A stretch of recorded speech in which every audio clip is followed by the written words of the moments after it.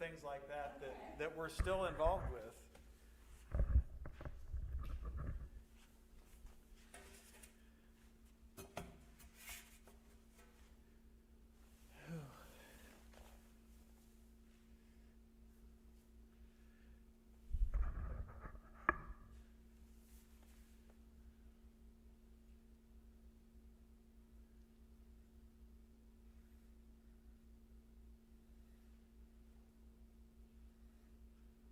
This may not be the one that has that photo.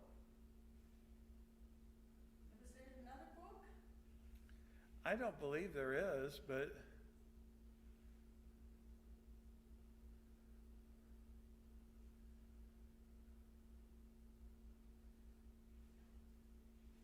Dave Lorenz shared one with me that had the beginnings. Okay, there's a transition for 68. there are some pictures of the first residents. They're like on the platform, or they're gathered together. Is that the picture you're talking about?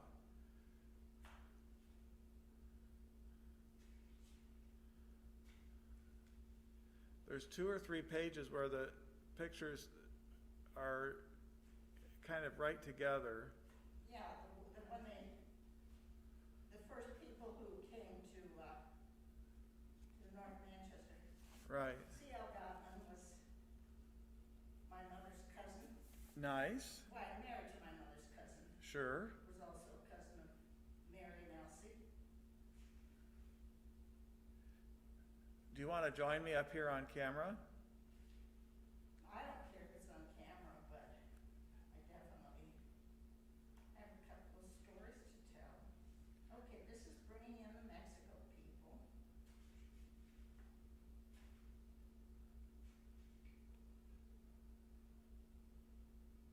Is that the one? Yeah. Let me bring up another chair. And we'll just chit chat.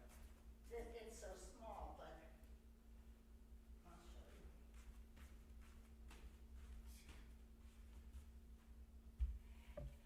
People may recognize some of the others. That's my grandparents. Very nice. Yeah. That's the picture I was thinking of. Yeah. Wonderful. So, can we stick some part of one of these pages? Can you take part of that off? Yeah. Here, we got this. There you go. Unless you plan to use that envelope or something. No, it was handy. That was the.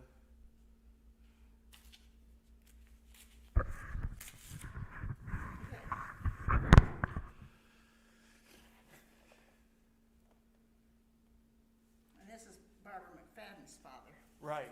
That, and I knew Raymond too. Yeah. Have a seat, won't you? I mean, I don't plan to be programmed, but I. Well, I'll talk to you. I'll share the stuff that I have, and then we'll talk Yeah. about things you have and that. Yeah. So we You are. have a lot of other, looking at the organization, like you say, the strategic plan. Mine are personal. Oh, that's all right. It's if the strategic plan isn't about people, then it's not worth anything. Right.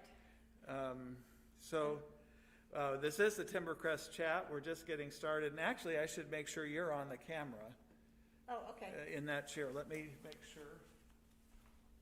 Yeah, I wish people were here. Yeah, it's.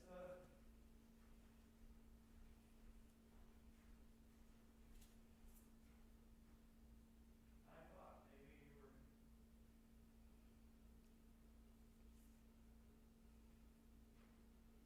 I thought maybe you were just cut off just a little bit. What's that? I thought you were cut off just a little bit, and you were. So now you're fully on screen. Okay. Well, I wanted to share some stories of old Timbercrest, like you said. I had an interesting experience with the construction that's going on A Street. And this wasn't originally part of what I was thinking of, but it fits so well that Mary Ritchie and I were standing there on A Street where they've taken out the closet and the neighborhood market, and they're getting ready to remodel and all of that. And she told me that the brick wall that's inside there used to be the outside north wall of A Wing. At the time it was A Wing, and that was all healthcare. And where we now have the neighborhood market is, or was, outside. And that was part of the big expansion that happened in 1989, and where basically L Wing and J, K, L, and M wings came up to A Street, and everything met, and we had a new health care and everything. And it seemed appropriate to me that Mary was showing me part of the old building while we're in the process of renovating or making new, a new facility, a new area for us to enjoy into the future. And talking about Tales of Old Timbercrest, those are the kind of things I had in mind. Some things that shaped Timbercrest into what we became, and some stories of people and that have been around for a long time, and that sort of thing. And let's start with your story about your grandparents. Some of the information I have is from this book, A Century of Service. And Jan and I were talking earlier today, and there's a couple very interesting pictures in the book of moving day from Mexico to Timbercrest and residents in that. And I've always loved this story of moving day. And I'd like to share it, if that's all right with you. It goes like this. Moving day was met with mixed emotions by many of the residents. After most had gone on to North Manchester, about 8 or 10 were left to eat supper together and finished closing up the old home. As they sat down to a family-style supper around the table, Orville Sherman followed their usual custom of having a short prayer and singing a hymn. As he was singing the hymn, he noticed that he was the only one singing. The meal was eaten in almost complete silence, and the bowls of food were hardly touched. Residents were changing homes, and it was an emotional experience. The trustees proceeded to remove the buildings in the next few years and disposed of the land by sale and by gift to the Mexico Church. Times of change are difficult, and that change from Mexico to here was ultimately a good change. My Eagle Scout project, which I did in 1972, was a survey of, back in Findlay, survey of nursing homes and places where older people lived, and those conditions were awful for most of them. The county home was awful. Places like Timbercrest were just not around yet. They were coming, but they weren't around yet. And I remember things, the smells and the inadequate facilities. And one of the reasons that Timbercrest was moved, this is according to some of the board deliberations, was that the board realized from a state report that the buildings in Mexico in 1953, that's when was reported, weren't fireproof. So if something were to have happened, and I mean, it could have been a disaster, and that kind of thing was very common. So the change here, and sometimes we check the fire alarms too often, it seems like here, but you know, now we would never even think about building something that wasn't fireproof, or at least fire safe, and that. So those are part of the changes that that brought us around here. I also thought it was important to know that our Timbercrest board right now is going through a long-range plan. They're trying to work out some kind of a 5 to 10 year scope of where things are going to go for Timbercrest, how things are going to look, and that's not the first time that's been done. It's been done by the board several times since I've been here and since 1989 and beforehand. But there's an interesting note here that there was a long-range planning meeting of representatives of the districts. At the time, there were 3 districts in Indiana, representatives of the districts and people and residents and families to see what kind of direction the new place ought to go. And their resolution at the time was to solve the problems that the old home had, the lack of fireproofing, the lack of handicap accessibility, the location, which was, I don't know, have you ever been to where Mexico was? It's a beautiful spot. There's no two ways around that. It's along, the back of the property would be along, it's either the Eel River or a branch of it, but it's right along there in Mexico. It's a beautiful spot, but no connection really to a town. Mexico is very small. It's much smaller than North Manchester. At the time, they felt that there would need to be more of a connection to a kind of a more central core of the churches of the Brethren. And so, you know, here in North Manchester, there's a college, there's at the time, there's a much more dense population of Brethren in this area. So those things factored into a strategic plan back in 1959 that, you know, we look back on and say, yeah, those things seemed obvious. Well, I think what our board is going to end up doing are some wise things, strategic planning wise, that somewhere 30 years down the road, someone's going to look back and say, that just makes sense, that they did what they needed to do. And I think that's important. But the stories of Old Timbercrest that I enjoy the most are the stories of people. And you have a couple of people related to you that you wanted to talk about. I don't know if anybody from this book, I don't know if they'll see this picture, but you want to... If I got closer to the camera or not? No, I think we're about as close as we can get. This is a picture down here of the first 14 residents who moved in when this campus, this is after, of course, the Mexico home people were brought here, but the first 14 residents who moved in to Timbercrest when it was opened on this campus. And among those first 14 are my grandparents, Ira and Alta France. Nice. So I guess part of why I really want to share today is because my family stories and my love for Timbercrest go back to that time. Wow. And, but the stories I'm going to tell you almost all connect also to current residents. So I will kind of share those connections. Sure.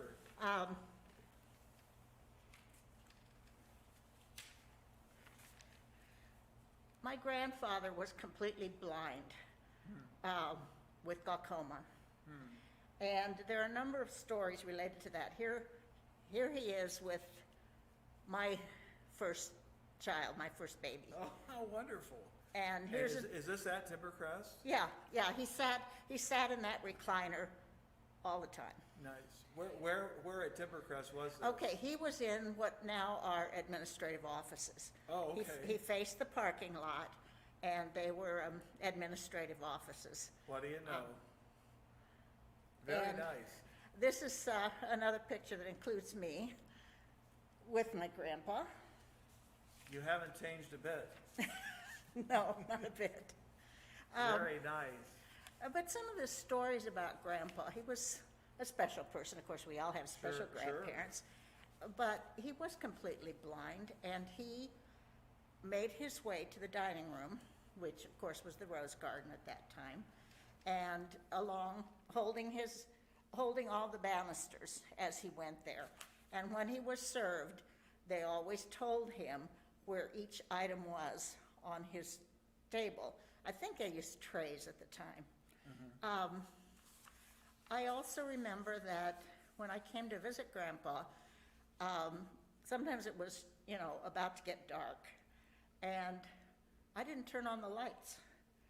Grandpa couldn't see anything, and I experienced really what Grandpa was experiencing as it got dark, and I didn't turn on the lights. Sure.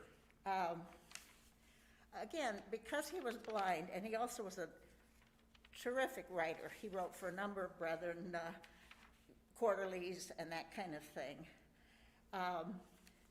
But he didn't have a file system because he couldn't see. So he had an area rug, and he put his different things that he wrote under different parts of the rug so he would know where to get them. That's pretty fun. My uncle made a clipboard that had grooves all the way along and put a rubber band. So Grandpa would write above that rubber band, move it down another row, and write above that rubber band. But to connect with current residents, people came, of course, to read to him. Sure. One of them was David Watt's daughter, Lori, who was also the mother of my daughter-in-law. And another one was Charles Klingler. And Charles' memory is that he would read things that Grandpa had written, and Grandpa said, "It sounds so much better when you read it than when I do." Sure. So Charles has good memories of that. And I want to read one poem that he wrote. Sure. This is what Charles wrote. It may be, I don't know which one. And I'm sure Charles could read it better than I could, but it's titled Home. Timbercrest is a home built for you, residents. Friends, Timbercrest is a home built for me. Its comforts are all planned for your use, friends, and its carpeted halls are for me. In this home, we are brothers and sisters, and our parents are younger than our parents are younger than we. Our men are inclined not to wear whiskers, and our ladies are lovely to see. 3 times daily we go to the table, where of excellent food we partake. After breakfast we go to the chapel, and together the bread of life break. Our residents all try to be helpful. The blind someone is eager to lead. And persons now grown helpless and fretful, some kindred heart, one gladly will feed. We are nearing the end of the road, friends. We will all soon reach the end of the way. Just once more, we will change our abode, friends. And this change may make any day. Home sweet home, how we love our home, where our spirits and our minds grow tall. Home sweet home, eternal home, and the last one is the best home of all. Wow, very nice. That's really good. And the other connection I have as we go on, of course, I already talked about Lori Waz and Charles Klingler, and of course, this is part about me as well. Sure. But when the ground was broken for K&L Wings, my mother, Ruby France Rose, spoke at the dedication for the groundbreaking. Wonderful. And, who would ever dream that I was going to be living on L-Wing? Right, that's right. Well, very nice. Now, is that Dave Lorenz and Charles Lunkley? I think so. I know Dave. I don't know Charles, but Dave is far over to the left. Well, it looks like Charles had distinguished hair. So I think that's who that is. Very nice. It should have been about 1983. Sure. Very wonderful. Those are excellent pictures. I appreciate that. And what a great story. Thank you. That's, the the idea of dedicating Timbercrest and the kind of the spiritual connection is one of the things I wanted to touch on as far as a tale of old Timbercrest, and I'm kind of it ties in a little bit with there's communion served in here this morning, and our chaplain Laura Stone led that, but the first chaplain at Timbercrest, can you guess who that was?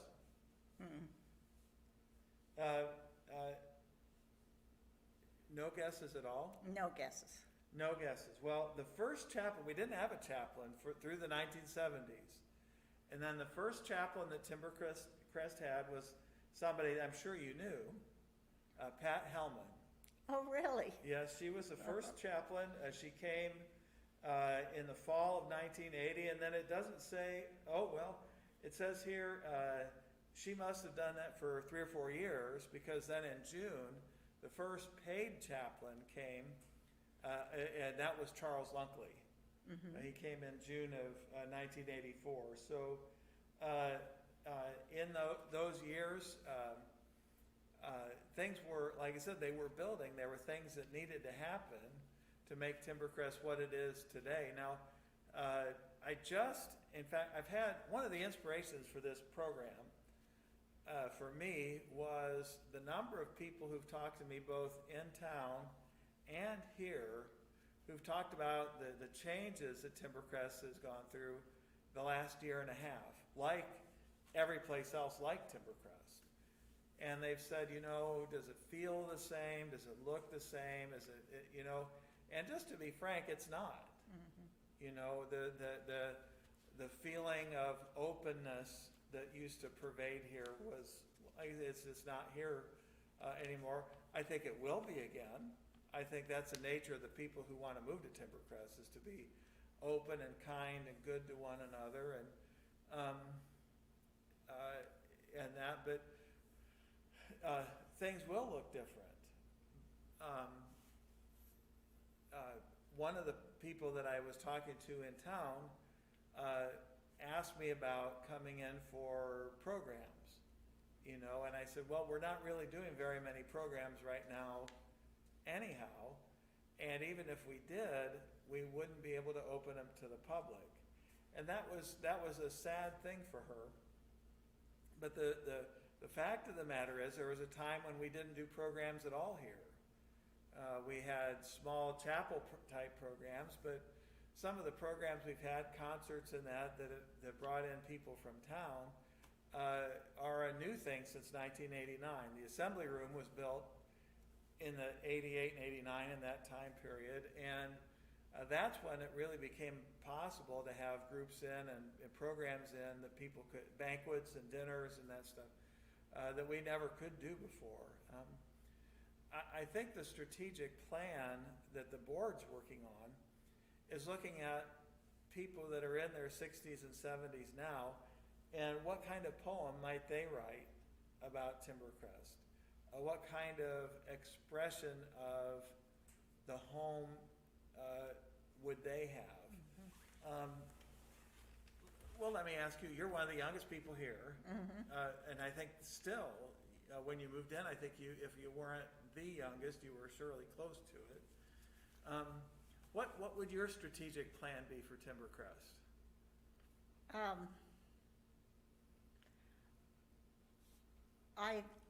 I would be hope for more interaction between the people in the manor and people in the neighborhood homes, which we had before the pandemic, but I think that I would hope that even increases. We have things like the Seniors for Peace, and I'm not sure how many years, although Marie Willoughby is working on a history of that. Sure. Chapel, even song, films. There are a lot of community kinds of things. You can help me with others. Sure. But yeah, in terms of when I moved here at age 68, people kept saying, "You're too young to be here," and I kind of felt that way. Sure. And at that time, there were only 3 people my age and younger, and I started keeping track. And we're past 20, But this summer, we have had people move in at age 65. So the baby boomers are coming. Right. And I think there will definitely be changes as we begin to make a difference. But I quit counting. But yeah, there are people who came in this summer at age 65. Sure. Well, I think that's one of the things, you know, you talk about the events that get people together. Things like birthday dinners, I anticipate that we're going to go back to some things like that. But I think a birthday dinner with our new facility on A Street is going to look a little bit different. You know, they're going to be able to do some things for the birthday dinners that we weren't able to do before. I think we'll see, we've already seen significant menu changes. You know, it used to be reliably fish on Friday. If you ate in the dining rooms, you knew that one of the entrees was going to be fish because it was Friday, fish on Friday. And I think we're going to see a lot more, just my opinion, a lot more diversity of menu. People that are, I mean, we've always had vegetarian options, but I think that's going to be a regular thing. You know, the idea of Meatless Monday is kind of a thing. People, not a lot of people, I mean, they don't observe it, but they're mindful of those kinds of things.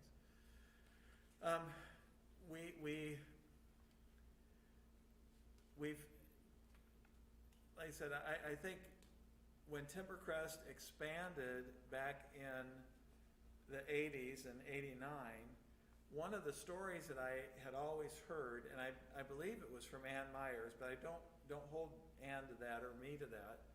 One of the stories that I understood was that the assembly room was built to have everybody that lived on campus in the same place at the same time. And some of those old days when we had auxiliary days and Friends of Timbercrest Day, we did that. I mean, we were packed in there like sardines in the assembly room. But the whole community was together. I wonder if baby boomers are going to put that much premium on community. The assembly room will always be a facility where we'll have meetings. It's not just going to be a room where we get tested and vaccinated, but will that sense of our whole community coming together be as important as it was? Those people in the 70s and 80s, that was the thing, to be together. And that's part of what the board's looking at. You know, they're looking at strategic plans as far as innovations. This whole MetroNet thing, and it's been laced with some inconveniences, but I mean, ultimately it's a very good thing. That's part of a strategic plan from 5 or 6 years ago, you know, upgrading the technology here. And I think that's important that we do that. I mentioned, getting back to Pat Hellman and then the string of chaplains that we've had here. Of course, Helen Beery was a chaplain here for a while. We've had several different people serve as chaplain. Alan Kiefaber was chaplain here. Charles Lunkley, Adam Sampson, as I said, Andrew Sampson, I mean, not Adam, Andrew Sampson. Just a whole string of people. I believe David Doubt at one time. David Doubt was who chaplain. Who now sits at the hub At the screeners, checking people in. That's right. That's exactly right. And even there, he's involved with, there's a men's study group, similar, there's a women's study group, and they're studying this book, Falling Upwards. I don't know if you've heard of it. It's by a Franciscan named Richard Rohr. But David Doubt, even though he's working at the screener table, David is still involved in a pastoral sense, or a chaplain type of sense, with the lives of people here at Timbercrest, and that's a good thing. I had a couple other things I wanted to look at as far as the Timbercrest story and some things like that. There's a picture in here of croquet. And the croquet field used to be in the bend of Timbercrest Drive. E-wing and F-wing kind of make an L, and there's a shuffleboard court. And just to the east of that, there was a well-maintained, actually, croquet court. And we had a special mower that was set at just the right length to mow the croquet court. D. Royer he mowed the thing, and he kept those wickets shiny and all that stuff. And all that's left now of the croquet field is in the closet where the shuffleboard supplies are. We still have croquet sets. Nobody plays anymore. Out here to the south of Timbercrest Drive, between Timbercrest Drive and Harold Marx's house, we used to have a beautiful horseshoe pit. It was regulation. It had they call them a rubber, where you can stand, and from the rubbers where you're supposed to throw and all that sort of thing, or pitch, I guess it is. And if you went out there now, you would never know. And that's part of Tales of Old Timbercrest, that, you know, it's sentimental to look back and say, well, gosh, we used to have croquet and we used to have shuffleboard. Why don't we anymore? Well, people don't play those things anymore too much, you know. It's different. People get on their tablet and they FaceTime their kids, or they surf the internet, or they watch 400 channels on their MetroNet TVs. But it's a different world, and those changes, like I said, are good things. Another thing somebody here asked me was about what about the current economic situation of Timbercrest, because I don't know particulars, but we're going to be pinched with the number of vacancies that we have. And I couldn't find exactly the story, but it seems to me I have pictures here of no, I don't have a picture. Back in the 30s, when the whole country was in the Depression, Churches of the Brethren, for miles in all three districts, brought in truckloads of potatoes and tomatoes, and vegetables and meat and all that sort of stuff to keep the home going. Now, it's a different animal today. I guess what I mean is that we've been in hard times before. And I believe that we'll see better times, you know. Stories of people bringing in food and clothes and wood to burn and that sort of thing. That's only 80 years ago. And they can't do that now, but I do think that there are ways that people can participate in keeping Timbercrest going. That's just my viewpoint. I wanted to share about this room, the chapel. This room didn't always used to be the chapel. The chapel was built in 1972 and 3, and when it was built with the idea that this would be a place of worship, but also a multi-purpose room. And there were programs, and there were dinners, and there were all kinds of things that happened in here. When you look at some of those pictures, you think, how on earth did they fit all those people in this little room? Well, they made do with what they had. And they were satisfied with it. I think for a lot of Timbercrest and a lot of people, baby boomers, we're not used to making do with what you have. We have expectations. And I think that's part of what we have to look forward to in the future is not making do with what we have, but creating quality. And I don't want to say that's attractive, because I frankly don't think people people don't come to places like Timbercrest because we got a fancy new kitchen or shiny new walls and that sort of thing. People come to a place like Timbercrest because they feel that care, the care that's in that poem. That's such a perfect thing to that you shared. I appreciate it so much. Whether it's your mom or your grandma moving in here, they're going to be loved and they're going to be understood no matter what the condition is. This story, did I give you back your grandfather's picture? Yeah, I did. Yes. The story of him going from his apartment and finding his way to the dining room, and the care of the staff to say, this is what you got here, that is the kernel of Timbercrest, if you ask me.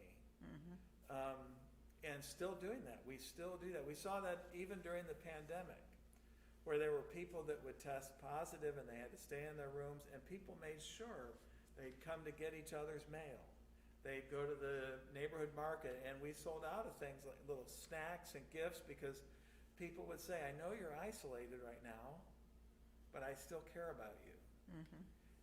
Those are stories of old Timbercrest that go back through the 80s and the 70s and before that. And that doesn't happen everywhere. So, Another thought that I've had as I walk through the woods, almost daily when the weather permits, not today, I keep thinking about the vision that they had when they envisioned Timbercrest and purchased a big tract of farmland with woods on both sides. You know, that choice, that decision, I think has contributed so much to the richness of our lives. I agree, 100%.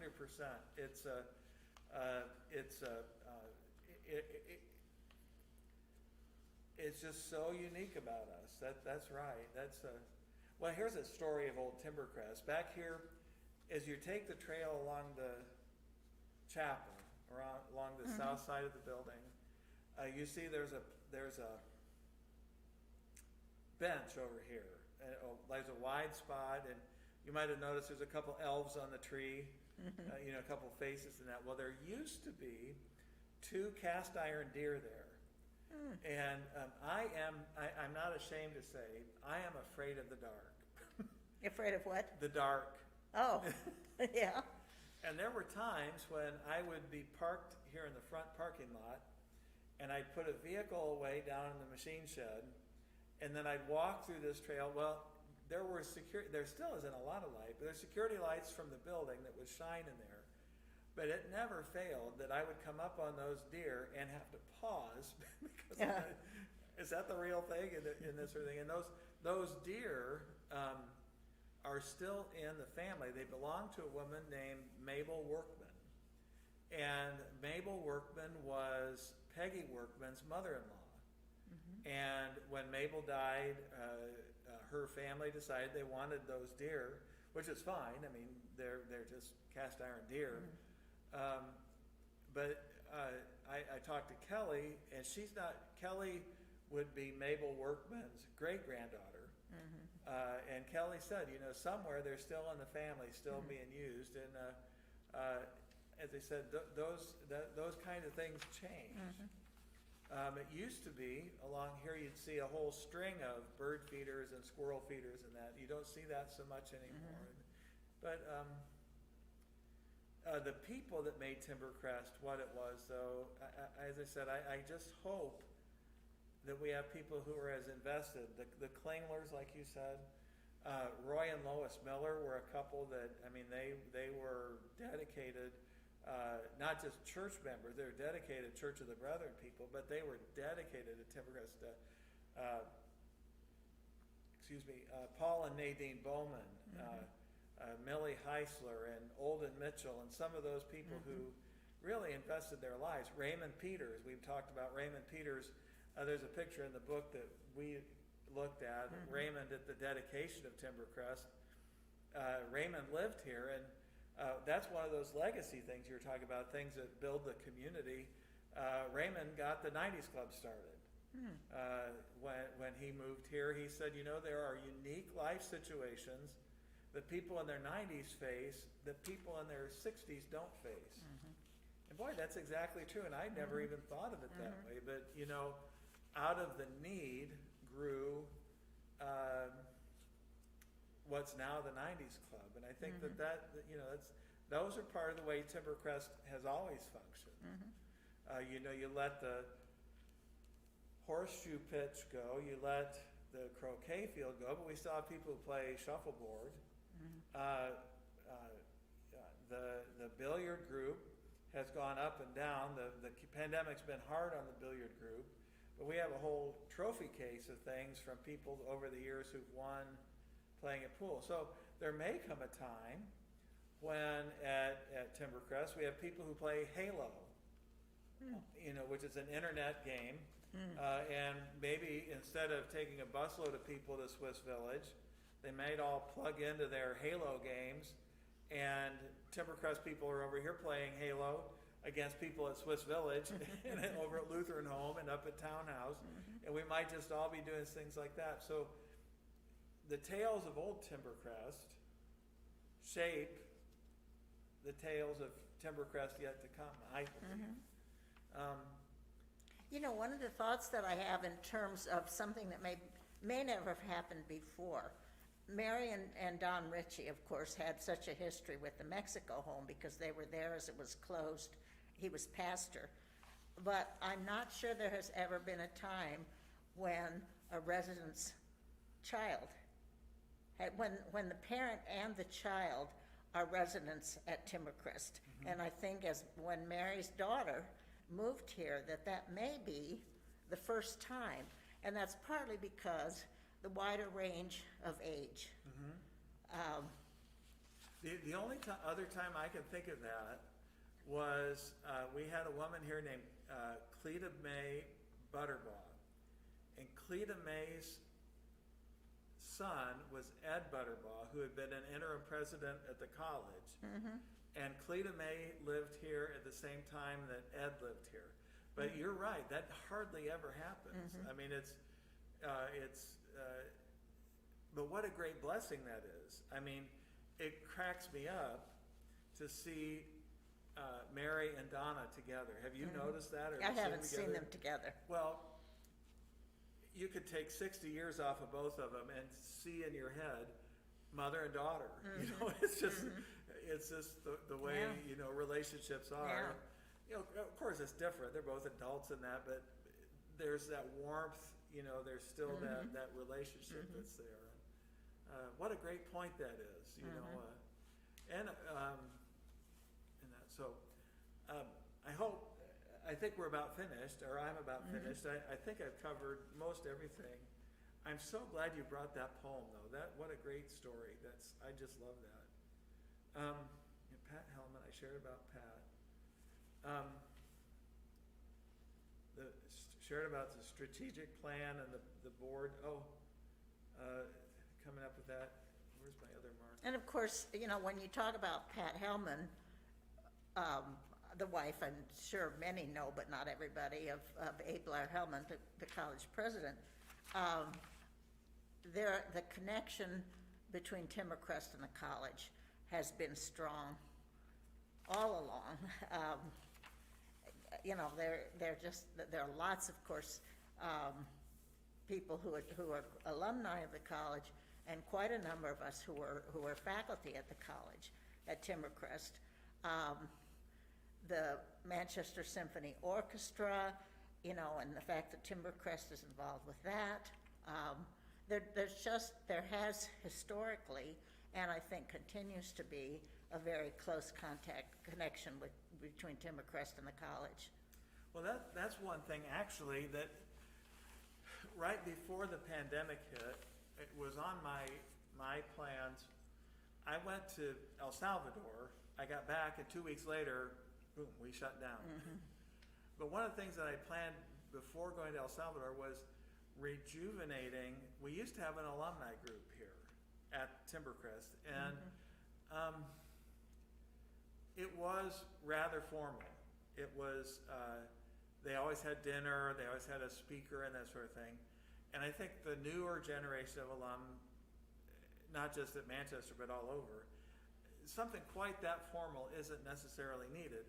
But to have an MU alumni coffee, have it at different times, that was always at lunchtime. We could have a coffee and dessert or something unique. Have led brethren come in instead of, that sort of thing.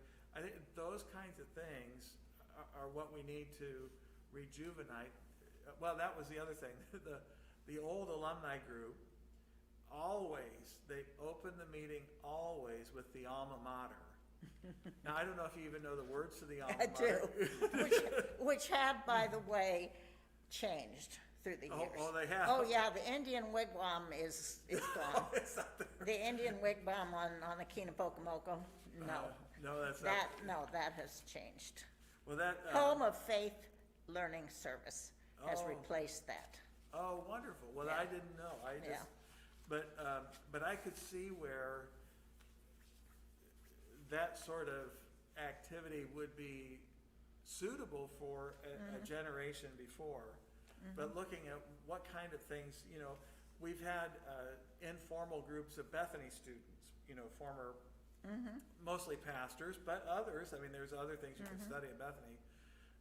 And I think that would be a direction I'd like to see us go. Because again, those are things from the past that we need to translate or let go of. Some of the stuff we have to let go Yeah. of. I do remember when I was teaching at the college, the alumni group invited me to come and share something, share something Sure. about the program that I was directing. It was a fun group, but it began to dwindle like those things do. And then of course there's always the question, does that separate people? Does that somehow make people who didn't go to college feel less than, or, I think that one of the things that we need to be careful of is not planning things that separate people. Right. And I think that, here's an example of this. I think many groups work well in a smaller function or a smaller setting. And several years ago, we had a group that wanted to begin having Veterans Day services here. Well, we've always been affiliated with the Church of the Brethren. There's always been this pacifist leaning. And when we talked about that, they felt that way. They felt, well, you know what? We're a little bit shut out here. And sure enough, they gathered themselves. They don't meet as regularly as Seniors for Peace does. Their big thing is Veterans Day, which is coming up in another week or so, 2 weeks almost. But I think that we need to look at ways of addressing that. Not everything can appeal to everybody, but And to be inclusive. Right, that's right. And I don't mean that like you say, every activity doesn't have to include everybody, but for people to be separated based on some of those characteristics, I think is not always healthy for a community. That makes us less of a community. Right, I agree. Well, and that's another thing we hope to accomplish when things open up more is more fellowship occasions. I don't know if we'll get back. I hope we get back to some kind of a monthly fellowship hour and those may take a different turn though. They may be far more interactive. Fellowship hour had become pretty much of a program. You came, you sat, you were entertained, and then you left. And grabbed a cookie and left. And maybe we need to do more of that, like I said, getting to know each other, rediscovering who we are, and all that stuff. That's a good thing. Thank you, Jan. Thank you. If you're watching the video, this is going to be on YouTube and it'll be linked to the Timbercrest Facebook page. But just so that people that are watching know, I grabbed you at the last minute to sit up here. Yeah. You were prepared somewhat, but I'm just so glad you did. Thank you very much for doing that, and we'll see you next time. Stan Knopfsinger will have the Timbercrest chat next Friday, and he'll be live here from the chapel at 2 o'clock, and it'll be live on YouTube. It won't, as far as I know, it won't be on Channel 99 yet. We're still hoping to get that whole mess figured out somehow quickly, but And unfortunately, that's another place where some people are left behind, because there are still a number of people who do not have computers and, Right. don't know how to use YouTube. I think increasingly, especially as younger group people come in, that computer knowledge and, the fact that that's a part of our daily lives, is, that's going to be for more and more residents. But I am aware that there are residents who do not have computers, who would not know how to use one if they had it. that's right. Well, and that, we could talk I could talk all afternoon anyway, but yeah, you're right. And we had a discussion, you might notice the timberline's looking different. And it's a little bit dressier than it usually is and that sort of thing. But part of the discussion about the timberline was, well, maybe we just need to make it all electronic. And I said, no, wait, we can't do that. Because even people who use their computers a lot here, going to a document and opening a document and reading it like a regular newsletter, that's still a new concept to a lot of people. Eventually, I think that'll be the way it is. You'll just be able to turn to the Timberline and read through it and see what's going on, rather than printing things out on paper. But you're right. You're very right. So, thank you, Jan. Thank you.